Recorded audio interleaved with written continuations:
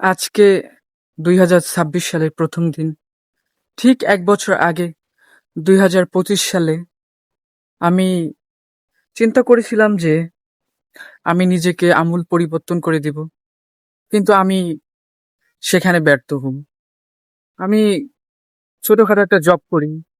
পাশাপাশি আমি একটা ক্লথিং শপ স্টার্ট করেছিলাম। যে দিন-রাত খেয়ে না খেয়ে অনেক পরিশ্রম করে আমি সেই ক্লথিং শপটাকে সাজিয়ে তুলেছিলাম। তো আমি সেখানে ব্যর্থ হই। তো সময়কে প্রশ্ন করতে ইচ্ছে করে যে, "সময়, তুমি আসলে কত খতরনাক?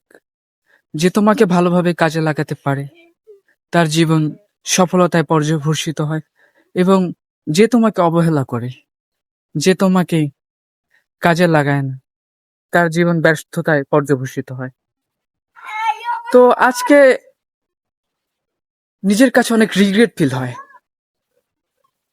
মা বলেন, তিনি আর আগের মতো শক্তি পান না, চোখে কম দেখেন।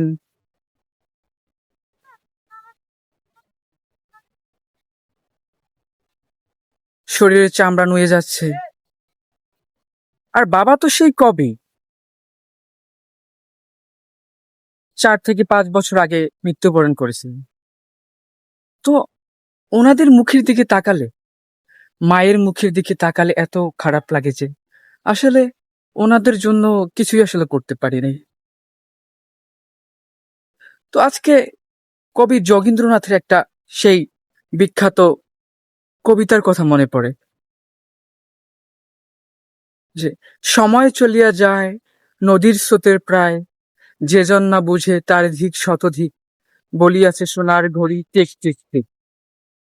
তো আমার মতো যারা ২০২৬ সালকে বরবাদ করে দিয়েছেন, মাটি করে দিয়েছেন, যাদের অনেক রিগ্রেট ফিল হয়, তারা আজকেই শুরু করুন। ২০২৬ সাল চলে আসছে, তো শুরু করুন। ইভেন আজকে থেকেই শুরু করুন। সময় কারো জন্য অপেক্ষা করে না।